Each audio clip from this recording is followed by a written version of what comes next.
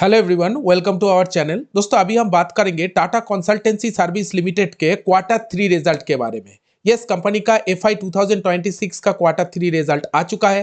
तो चलिए देखते हैं क्वार्टर 3 में टाटा कंसल्टेंसी सर्विस लिमिटेड कैसा परफॉर्म किया। फुल फिगर करोड़ों में दिया गया है। तो पहले हम कंपनी के टोटल इनकम के बारे में बात करते हैं। पिछले साल सेम क्वार्टर में कंपनी का जो टोटल इनकम था वो 65216 था। इस बार कंपनी का टोटल रेवेन्यू इंक्रीज होके 68205 हुआ है।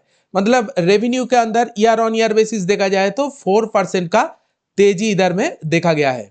एंड साथ साथ अगर मैं क्वार्टर ऑन क्वार्टर बेसिस बात करूं तो पिछले क्वार्टर में कंपनी का जो टोटल रेवेन्यू 666666 था। And quarter on quarter basis भी देख सकते हैं कंपनी का रेवेन्यू इधर में इंक्रीज हुआ है।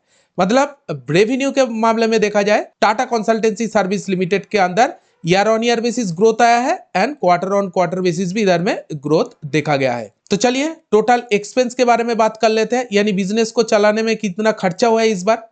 पिछले साल सेम क्वार्टर में कंपनी का जो टोटल खर्चा था 48550 था। इस बार खर्चा इंक्रीज हुआ है दोस्तों। इस बार कंपनी का बिजनेस भी ज्यादा हुआ है, इसीलिए रेवेन्यू ज्यादा हुआ है, खर्चा भी इंक्रीज हुआ है। खर्चा बढ़ के 50736 हुआ है, जो कि पिछले क्वार्टर के मुकाबले भी इस बार खर्चा इंक्रीज हुआ है, क्योंकि पिछले क्वार्टर के मुकाबले भी इस क्वार्टर में भी बिजनेस ज्यादा ही हुआ है। तो जैसे जैसे कंपनी का बिजनेस धीरे धीरे रेवेन्यू बढ़ रही है, वैसे वैसे खर्चा को मेंटेन करके चल रही है। नो डाउट रेवेन्यू से कम ही खर्चा आया है। तो चलिए अभी बात करते हैं मेन सेगमेंट के ऊपर, profit for the period. Ultimately profit कितना हुआ है। पिछले साल सेम क्वार्टर में कंपनी का जो टोटल प्रॉफिट था वो 12,444 करोड़ का टोटल प्रॉफिट था, लेकिन इस बार प्रॉफिट घट गया है। देख सकते हैं प्रॉफिट के अंदर किसी तरह की कोई भी ग्रोथ नहीं आया है।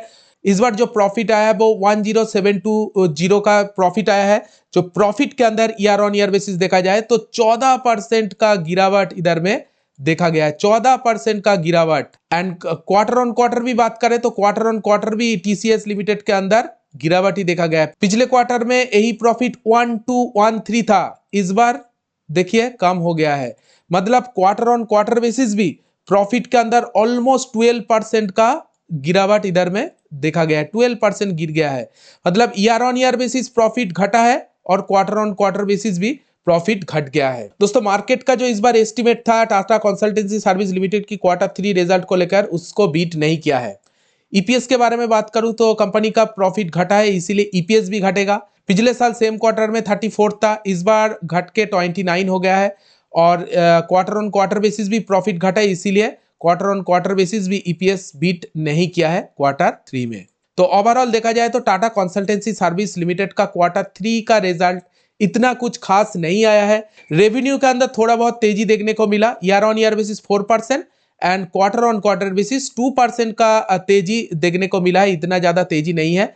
लेकिन अगर प्रॉफिट देखा जाए तो प्रॉफिट पूरी तरह से घट गया है। आपको कैसा लगा टाटा कंसल्टेंसी सर्विस लिमिटेड का क्वार्टर 3 का रिजल्ट? आप कमेंट सेक्शन में जरूर आपका ओपिनियन शेयर कीजिएगा। वीडियो अगर अच्छी लगी तो वीडियो को एक लाइक जरूर दीजिएगा। एंड एंड में बोलना चाहूंगा, अगर आप कुछ एक्स्ट्रा वैल्यू कंटेंट पाना चाहते हैं तो हमारे प्रीमियम टेलीग्राम ग्रुप को आप ज्वाइन कर सकते हैं। एक मंथ ज्वाइन करके देख सकते हैं। एक मंथ का फीस है सिर्फ 159 रुपीज। दोस्तों बिलीव मी, आप 159 रुपीज पे करेंगे, लेकिन उससे कई गुना ज्यादा आपको अच्छा कंटेंट उस टेलीग्राम ग्रुप में मिलेगा, जिसको काम में लगा के आप फायदा उठा सकते हो। तो अगर आप चाहे तो हमारे प्रीमियम टेलीग्राम ग्रुप को ज्वाइन कर सकते हैं।